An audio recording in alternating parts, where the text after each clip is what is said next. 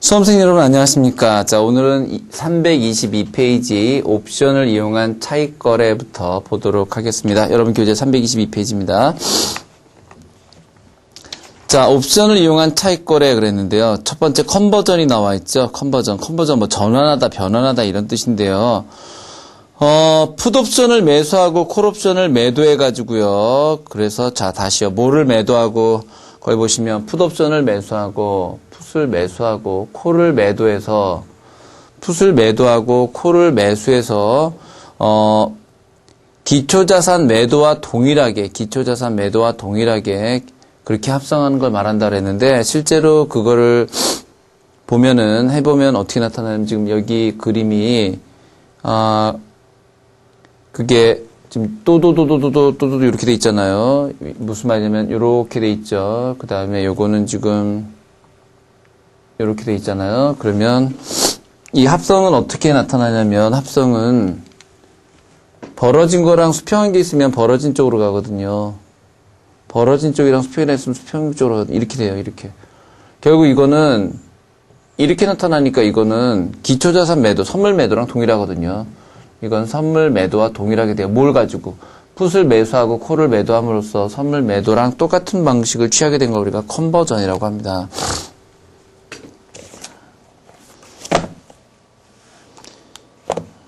되셨죠?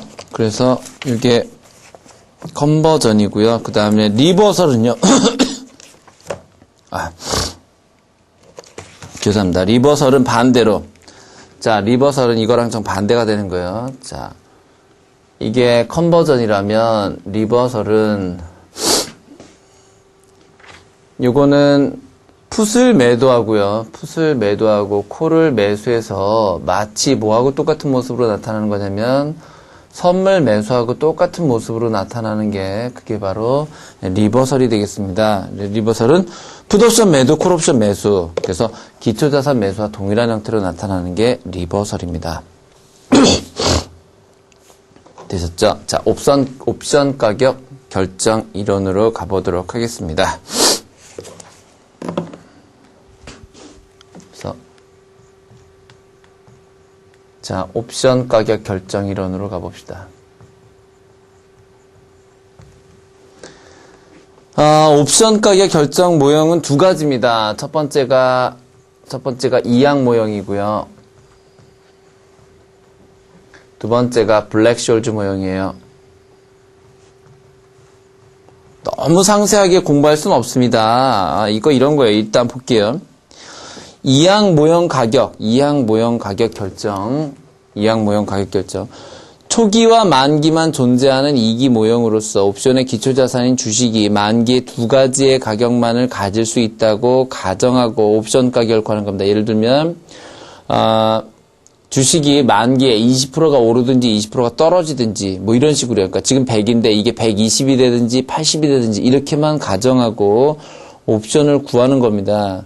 그래서 이거는 커버된 콜옵션 전략이다 그랬는데 콜옵션을 매도한 동시에 기초자산을 적정 수만큼 매수함으로써 일종의 무위험 포지션을 창출한 전략의 본질을 그대로 이용한 거다 그랬는데요. 너무 복잡하게 생각하실 필요는 없고요. 그 밑에 보시면 왜 주식 가격이 120이 될 경우에 같이 120A-20하고 주식 가격이 80이 됐을 때 같이 80A를 같게 놔서 거기에서 이제 A를 구하고 뭐 이렇게 되는 거잖아요. 그리고 계산식 한 번 정도만 좀 해보시고, 이건 뭐 너무 자세하게 공부하실 필요는 없습니다. 그죠? 그 다음에, 블랙숄즈 옵션 가격 결정 모형, 이건 아예 공식을 기억할 필요 없습니다. 블랙숄즈는 공식을 암기할 필요는 없으십니다. 자, 요건, 배당이 없는 경우에 유럽식 콜옵션과 풋옵션의 가치 그랬는데요. 이게 일단 뭐가 아니라는 거. 블랙숄즈 모형의 기본은 유럽식에 대한 거고 뭐가 아니다라는 거죠. 미국식이 아니다라는 걸 꼭 기억하셔야 되고요. 미국식이 아니다. 그 다음에 이거에서 또 알아두셔야 될 게 뭐냐면 블랙숄즈는 공식을 외우지 마시고 거래는 연속적이고 거래가 연속적이기 때문에 절대로 불연속적이지 않다. 이런 거. 불연속적이지 않다. 이런 걸 좀 공부를 해 두시면 되겠고요. 예, 거기에 나와 있는 공식을 외울 수는 없습니다. 그래서 공식을 기억하지 마시고 그렇게만 좀 알아두시기 바랍니다. 됐죠? 예. 그래서 유럽식이지 미국식이 아니라는 거, 거래는 연속적으로 일어나며 불연속적이 아니라는 거. 이걸 만약에 블랙쇼ल्드 모형을 여러분들이 공식을 외우고 이러려면요, 이거 정말 미칩니다. 이거 예, 이거 못해요. 그러니까 그렇다 정도 알아두시면 됩니다. 그다음에 주가지수 옵션 나와 있는데요. 자, 기초자산이 주가지수가 되는 옵션을 말합니다. 우리가 하는 게 제일 흔한 게 주가지수 옵션이죠. 그 다음에 통화옵션 그러면 이건 외환을 기초자산으로 하면 통화옵션이 되고요. 주가를 기초자산으로 하면 주가지수 옵션이 됩니다. 그 다음에 포트폴리오 보험 전략 볼게요. 자, 포트폴리오 보험 전략.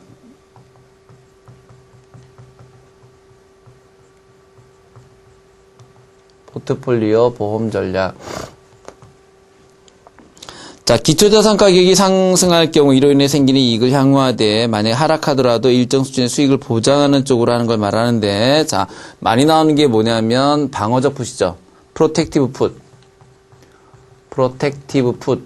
이거 많이 나오죠. 방어적 풋. 요건 좀 기억하셔야 돼요. 자, 이거는 현물을 그대로 보유하고요. 현물을 보유하고 여기에다가 풋을 매수하는 겁니다.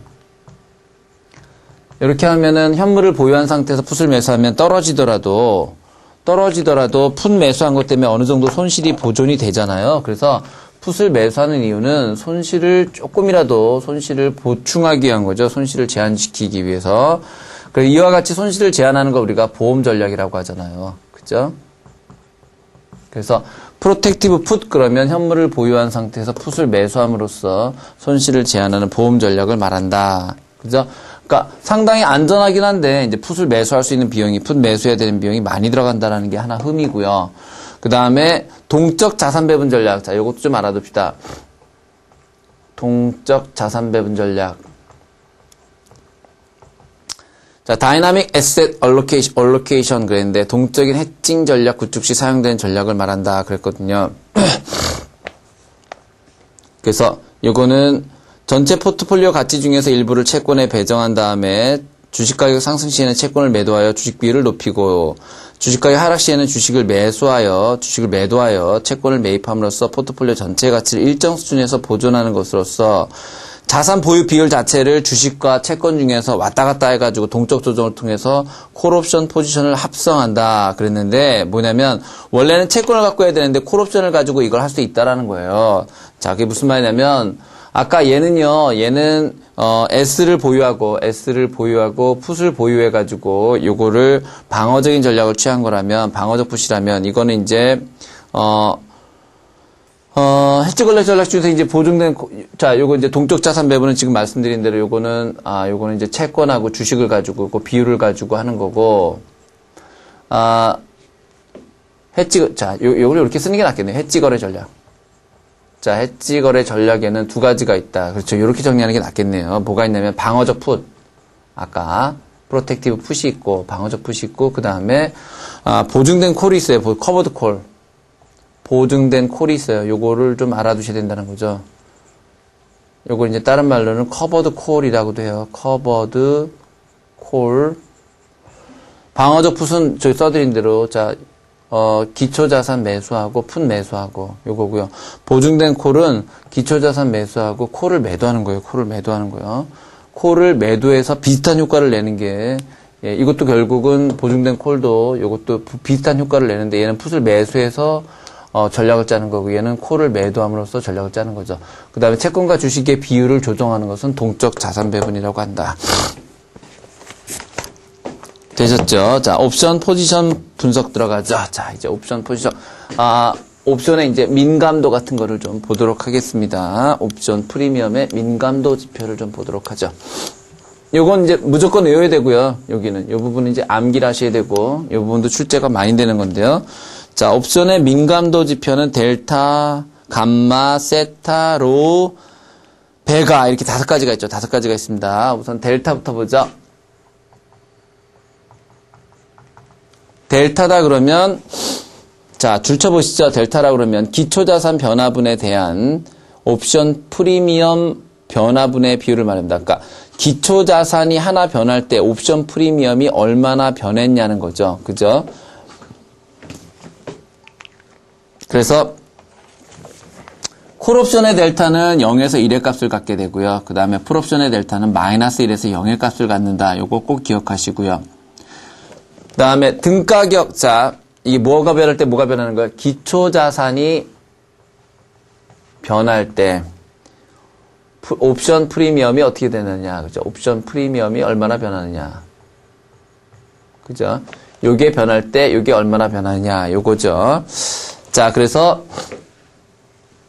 ATM. 자, ATM이라는 게 뭐냐면 등가격이에요. 등가격 옵션의 경우에 델타 값은 얼마가 된다? 자, 델타는 지금 0.5가 된다. 0.5. ATM에서 델타는 0.5가 되고, 디프 ITM일 경우에는요, 마이너스 1이나 1이 되고요. 디프 OTM일 경우에, 그러니까 디프, 자, 깊은 내가격일 때는 마이너스 1이나 1에 가까워지고요.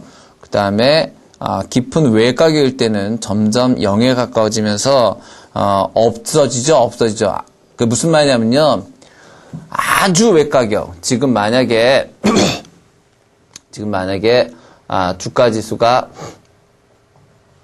100이에요. 주가지수가 100인데 내 행사 가격은 어디다 갖다 놨냐면 옵션의 행사 가격은 150이란 말이에요. 150. 그러면 자, 만기는 가까워지는데 너무 멀잖아요. 이거 갈 리가 없잖아요. 남은 기간 동안에 이렇게 50%나 상승할 리가 없잖아요. 그러면 얘는 주가지수가 100에서 102가 됐다가 104가 됐다가 이렇게 움직이더라도 이 행사가격 150짜리는 거의 움직임이 없다라는 거죠.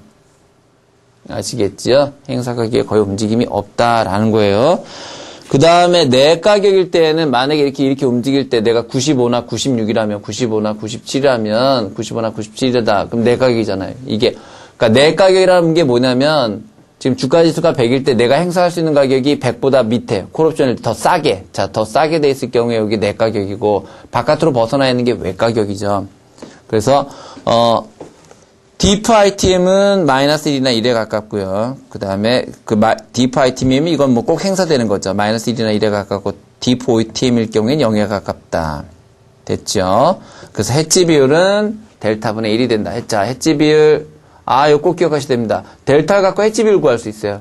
델타를 가지고 해지 비율을 구할 수가 있는데 이 해지 비율은 델타분의 1이다. 꼭 기억하시기 바랍니다. 이건 뭐 시험에 꼭 나온다고 보시면 돼요. 해지 비율은 델타분의 1이다. 그래서 델타를 이용해서 해지할 수 있다를 꼭 기억하시기 바랍니다. 자, 그 다음 감마 갑시다. 자, 델타는 우선 결론적으로 뭐다? 기초자산이 움직일 때 옵션 프리미엄이 얼마나 변하는가. 그 다음에 감마 갑시다. 감마.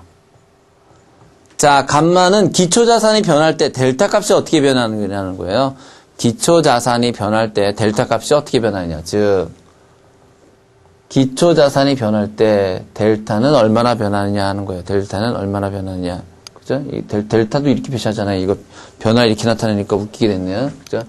요거를 우리 책에 있는 대로 이렇게 세타로 나타내면, 그죠? 기초자산이 변할 때 델타가 얼마나 변하느냐. 아까 이거는 기초자산이 변할 때 프리미엄이 얼마나 변하냐 이거였죠. 자, 감마. 쉽게 말하면 델타가 얼마나 변하냐는 거예요. 델타가 얼마나 변하냐. 그죠? 그래서 감마의 값은 ATM에서 최대가 되고 OTM으로 가든 ITM으로 가든 점점 작아진다. ATM에서 최대다. 꼭 기억하세요. 감마는 ATM에서 최대다. 자, 델타는 ATM에서 어느 정도의 값을 나타냈죠? 0.5였죠? 기억하시죠? 델타는 ATM에서 0.5. 근데 감마는 ATM에서 최대를 나타낸다. 기억하시고요.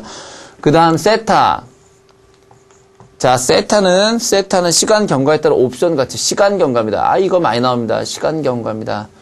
자, 옵션 가치는 시간이 변함에 따라서, 즉, 시간이 흘러가면 흘러갈수록 옵션의 가치는 어떻게 변하는지를 표현해 주는 게 바로 세타 값입니다. 자, 그래서 이거는 시간 가치의 감소를 나타내는데,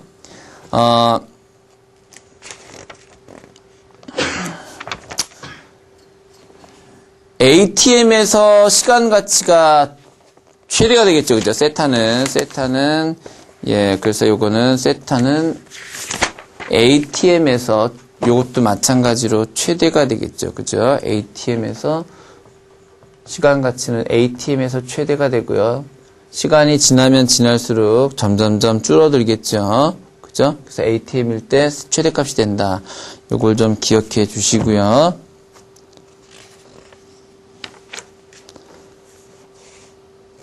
됐죠? 그래서 그 다음에 자 배가는 자 세타는 이제 시간 경과였고 그 다음에 배가 봅시다. 자 배가는 변동성 계수의 증가에 따른 변동성 계수. 오케이. 자 요거는 시간 경과였고 그럼 변동성 계수예요. 자 시장이 변동되는 데에 따라서 프리미엄이 어떻게 변하느냐 이거죠. 프리미엄이 어떻게 얘는 시간이 경과하는 데에 따라서 어떻게 변하느냐. 얘는 변동성이 있을 때에 따라서 어떻게 변하게 되느냐. 그래서 변동성이 커질 때 프리미엄도 커지느냐 이런 걸 따지는 게 배가고요. 그다음 마지막으로 로우는요. 로우는 금리 변화에 따른 거죠. 금리 변화. 자 총정리해 봅시다. 델타는 기초자산이 움직일 때 어떻게 변하느냐. 감마는 기초자산이 움직일 때 델타가 어떻게 변하느냐. 그러니까 얘를 따라가는 거고요. 그 다음에 세타는 시간이 경과할 때 프리미엄이 어떻게 되느냐. 배가는 변동성이 커질 때, 변동성이 커지거나 작아질 때 옵션 프리미엄이 어떻게 되느냐. 로는 금리가 변할 때 어떻게 되느냐를 나타냅니다. 되셨죠? 예. 자, 6번의 시장 상황의 변화가 옵션 가치에 미친 영향. 기초자산의 변동성이 증가할 경우 옵션 가치의 변화량이 가장 큰 옵션은 등가격 옵션이고 옵션 가치의 변화율이 가장 큰 것은 외가격 옵션이다. 콜옵션의 델타 값은 0에서 1까지 줄쳐놓으시고요. 풋옵션의 델타 값은 0에서 마이너스 1까지입니다. 콜이나 풋 중 등가격 옵션의 델타 값은 대략 콜이나 풋 중에서 등가격 옵션의 델타 값은 대략 0.5입니다. 그 다음 변동성이 커질 경우에 콜옵션의 델타 값은 1로 가고요. 풋옵션의 델타 값은 0으로 가지요. 요런 것들을 좀 알아두시기 바라겠고요. 그 다음에 포지션 가치의 민감도 분석이라 굉장히 복잡하게 나와 있는데 그건 모르셔도 되겠습니다. 자, 그러면 이제 공사 금리 선물 거래 전략으로 가지요. 과감하게 버릴 거는 버리고 갑시다. 금리 선물 거래 전략으로 가보도록 하겠습니다.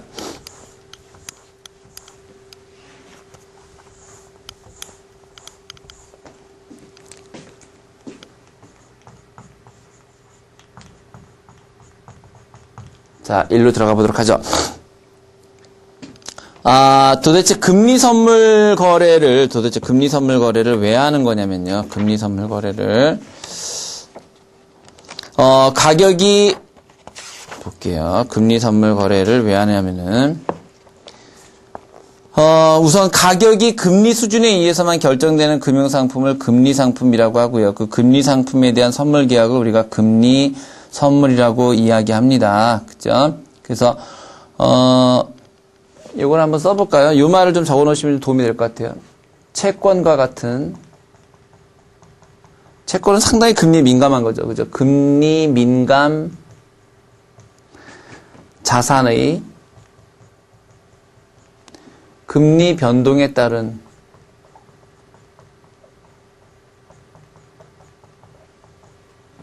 가격 변동 위험을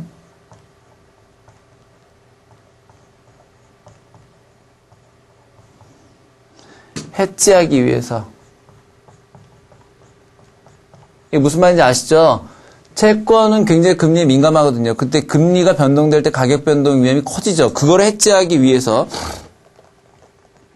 장래 일정 시점에 1년 만기, 2년 만기 이런 거 있잖아요. 장래 일정 시점의 예상 이자율 자체를 매매하는 겁니다. 예상 이자율.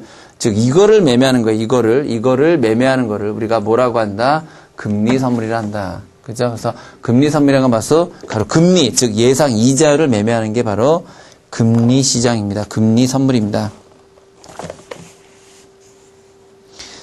자, 그래서 단기 금리 선물과 장기 금리 선물 1년 이상 1년 미만으로 구별하고요. 그다음에 금리 선물의 거래는 됐고요. 단기 금리 선물로 바로 가죠. 자, 단기 금리 선물 종류. 자, 미국에서는 1개월 리버 이런 것들이 있고요. 30일 페더럴 펀즈 이런 것들이 있고요. 일본에는 이러한 단기 금리 선물은 주로 시카고 시장에 거래가 돼 있는데요. 여러분들이 좀 알아두셔야 될 게 리버하고요. 리버하고 그 다음에 T빌, 예, T빌 이런 것들 알아두시면 되고 이게 시카고 상하거래소에 상장돼 있다. 예, 됐고요. 그 다음에 일본 거 모르셔도 되고요. 영국 거도 모르셔도 되고 그냥 한번 쭉 읽어보시면 되는데 미국에서 단기금리 선물에 속하는 게 T빌이라는 거, 3개월 T빌, 1년 T빌이라는 걸 좀 알아두시면 됩니다. 자, 유로달러 금리 선물. 향후 일정 기일로부터 적용될 90일간의 유로달러 정기 예금에 대한 금리를 말한다. 가격 결정 이론 선도금리 IFR에 의해서 결정된다. 돼 있는데요. 거기 보시면 뭐 금리 선물에 대한 계산 방식이 조금 좀 복잡하게 나와 있지요. 그죠? 하나를 해볼까요? 예, 그러죠. 단기 금리 이론 가격을 한번 해보도록 하겠습니다. 자, 단기 금리의 이론 가격을 우리가 이걸 이제 내재 선도 금리로 표현하는데, 자, 이거 한번 볼게요. 만약에 있잖아요. 90일 만기가 6%입니다. 그 다음에 270일 만기가 6.25%라고 할게요. 그랬을 때에 우리가 구하고자 하는 게 뭐냐면 요 사이 있잖아요. 90일에서 270일에 요때 금리가 어떻게 되냐. 요걸 이제 90일까지의 금리를 알고 270일까지의 금리를 아는데 90일에서 270일을 모를 때 우리가 이제 이런 걸 내재 선도 금리라고 하거든요. 내재 선도 금리. 자, 요걸 구하라. 요게 이제 문제입니다. 예, 자, 요걸 구하는 게 문제고요. 지금 그런 게 유로달러 금리 선물에 나와 있는 거거든요. 한번 해볼게요. 어차피 내재 선도 금리는 좀 할 줄은 아셔야 되거든요. 자, 그러면 요거는 이제 어떻게 나타내냐면요. 여기 이제 전제 조건이 있습니다. 단 1년은 360일로 계산하라. 요런 전제 조건이 있다고 할게요. 자, 우선 90일 만기가 6%라는 건 식을 이렇게 세우면 돼요. 1 플러스 6% 0.06 곱하기 1년이 360이니까 360분의 90 되셨어요. 곱하기 자, 그 다음에 이제 중간 거 들어가 볼게요. 중간 우리가 모르는 거 있죠? 90일에서 270일을 모르잖아요. 그거는 1 플러스 F. 자, 90일에서 270일짜리 이자율. 자, 우리가 지금 요거에 해당하는 거, 이게 6%잖아요. 이 6%에 해당하는 걸 모르니까 이렇게 놓은 거예요. 이렇게. 자, 이렇게 미래 이자율을 모르는 거, 90일에서 270일 사이에 모르는 걸 F, 이렇게 표시하고요. 여기에다가 360분의 180이 되죠. 왜 180이에요? 270에서 90 빼면 180일이잖아요. 그죠? 됐죠? 자, 그래서 다시요. 90일까지의 요거랑요. 그 다음에 이자율하고요. 270일까지의 이자율을 이렇게 한 거를 요걸 다 곱하면 이거는 뭐가 나와야 되냐면 270일 전체의 이자율죠. 6.25가 나와야 된다는 거예요. 그래서 요거는 1 플러스 0.0625 곱하기 360분의 270과 같아야 된다. 요런 공식입니다. 요런 공식. 다시요. 이게 90일까지 90일 만기짜리 그 다음에 요거는 90에서 270일 만기, 요거는 이렇게 곱한 거는 뭐가 돼야 된다? 270일 만기짜리와 같아져야 된다라는 거예요. 이해되세요? 그래서 이거 복잡하게 써 있었는데 이거 그냥 F라고 넣으면 돼요. F 곱하기 360배 180해서 F를 구하시면 되는 거거든요. 그죠? 이거 한번 해보세요. 이거 해보시면 얼마가 나와야 되냐면 0.0628이 나와야 될 거예요. 6.28%. 이렇게 나온다 그러면 이게 정상적으로 하신 거예요. 되셨죠? 그래서 지금 그 옆에 나와 있는 예시는 바로 이런 거에 대한 내용입니다. 공식이 다른 데도 좀 복잡하게 나와 있는 데들이 있는데 여러분들은 그냥 지금 제가 해드린 이거대로 외우시는 게 제일 좋아요. 90일 만기 1 더하기 금리 곱하기 360분의 잔존기간. 자, 요것도 360일 잔존기간. 그래서 90일짜리랑 180일짜리를 곱한 게 바로 270일짜리랑 똑같아야 된다. 요거를 기억하시면 됩니다. 됐죠? 자, 그 다음에 유로달러 선물의 차익거래 한번 가죠.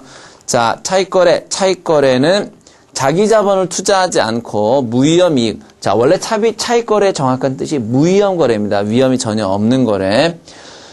이론 선물 가격이 실제 선물 가격보다 더 크다. 자, 실제 선물 가격이 더 크다 그랬네요. 이론 선물보다 실제 선물 가격이 더 크다 그러면 그런 니은 같은 상태, 즉 실제가 이론보다 더 크면 이거는 선물이 고평가되어 있는 거죠. 지금 현재는 선물이 고평가되어 있는 거. 이렇게 선물이 고평가되어 있다면 현물을 매입하고 선물을 매도하라 그렇게 나오는 거고요. 디귿에서 보면은 이론이 더 높죠. 이론이 더 높다 그러면 이건 선물이 저평가되어 있는 거니까 선물을 매수하고 현물을 매도하라 라고 나오겠죠. 그 다음에 유로 달러 선물을 이용한 해지 거래 나와 있는데 매입 해지는 유로 달러 선물을 매입함으로써 매입 해지 그러면 유로 달러 선물 매입하는 거고요. 매도 해지 그러면은 유로 달러 선물을 매도하는 게 됩니다. 되셨죠? 그 다음에 장기 금리 선물 거래. 자, 미국 시카고 상품은 C보트죠. C보트. 미국 상품 거래에서 시카고 상품 거래에서 거래되는 줄 쳐놓으세요. 미 재무성 채권이나요.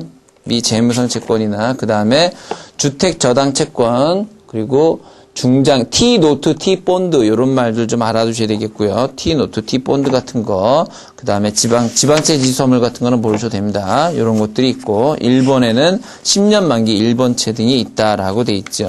예. 됐습니다. 그다음에 뭐 T본드 선물이 쭉 나와 있는데요. 지금 현재는 이제 T본드 선물 같은 거는 다루질 않고 있거든요. 그래서 T본드 선물은 아예 모르셔도 됩니다. 요거는 장기금리 선물 거래 전략에서, 요거는 다 바뀌었기 때문에 그건 모르셔도 되고요. 그럼 실제 우리나라에서 이제 우리나라 국채 선물 거래에서 요거 돼 있는 거는, 자, 그거를 이제 이렇게 적어 볼게요. 거기는, 지금 여기는 전부 저걸로 돼 있고 넘겨보시면요. 우리나라의 국채 선물 있잖아요. 요거. 자, 우리나라의 국채 선물이 나와 있는데, 그것만 아시면 됩니다. 우리나라의 국채 선물. 그래서 우리나라 국채 선물의, 표준은요, 국고채 표준물은, 3년 만기, 표면 금리는 8%, 액면 가격 1억 원짜리 국고채를 표준물로 내놓고 있습니다. 그죠? 그거를 표준물로 하고 있습니다. 그거 꼭 기억하시면 돼요. 그거. 3년 만기 표면금리 8%의 국고채권을 기준으로 하고 있다. 예, 그 말을 좀 잘 알아두시면 되겠습니다. 그리고 뭐 미국 채권 같은 경우에는 이게 전부 저쪽 뒤로 넘어갔기 때문에 안 나오고요. 그다음에 요 상품 명세를 조금 더 보면 액면가는 1억 원이고요. 그다음에 결제율은 369, 12. 그다음 상장 결제율이 2결제율이고요. 가격 호가는 액면가를 1억 원, 액면가 1억 원을 100으로 보고 가격을 호가한다 돼 있고 한 틱이 0.01포인트인데 최소가 단위 가치 좀 알아두셔야 됩니다. 10,000원입니다. 최소가 가치는 왜냐하면 1억 원에다가 0.01포인트니까 거기에다가 하고 100분의 1로 하면은 그거는 10,000원이 되고요. 상하한가가 있는데 전일 종가 기준으로 플러스 마이너스 6포인트라는 거 알아두셔야 되고요. 거래 시간이 9시부터 15시까지입니다. 단 최종 거래일은 11시 반까지라는 것도 알아두셔야 되겠고요. 결제월 세 번째 수요일이 최종 결제일이고 이런 것들이 이제 뭐 낼 게 없으면 나오는 겁니다. 결제 방법 중요합니다. 결제 방법은 현물이 아니라 현금 결제입니다. 현물이 아니라 현금 결제입니다. 그 다음 편입대상 채권 같은 거는 모르셔도 되고요. 최종 결제 가격 선정 방법도 모르셔도 됩니다. 뭐 증거금도 됐습니다. 자, 이렇게 해서 우리가 이제 자산 운용 및 전략에서 금융상품 비교 분석을 빼놓고는 이제 우리가 3과목을 모두 했고요. 이제 남은 게 이제 금융상품 비교 분석인데요. 금융상품 비교 분석에서는 조금 좀 바뀐 부분들이 있습니다. 바뀐 부분들이 있어서 예를 들어서 영모기지론이라든지 이런 것도 좀 바뀌었기 때문에 너무 뻔한 거는 이제 하도 많이 나와가지고 안 나올 것 같고요. 그래서 주로 바뀐 거 위주로 해서 사실 그리고 또 여기는 여러분들이 읽어보시면 알 수 있는 부분들이 더 많거든요. 그래서 금융상품 비교 분석은 여러분들이 그냥 읽으셔서 알 수 있는 것들은 좀 빼놓고요. 다음 시간에 금융상품 비교 분석 중에서 좀 새로 나온 거, 바뀐 거, 개정된 거, 그 다음에 여러분들이 좀 알기 힘드신 것들을 위주로 해서, 그 다음에 1시간 동안 제가 설명을 드리도록 하겠습니다. 일단, 이렇게 해서, 우리 파생상품 운용 및 투자 전략은 이 시간으로 마치도록 하겠고요. 다음 시간 금융상품 비교 분석에서 뵙도록 하겠습니다. 여러분 수고하셨습니다.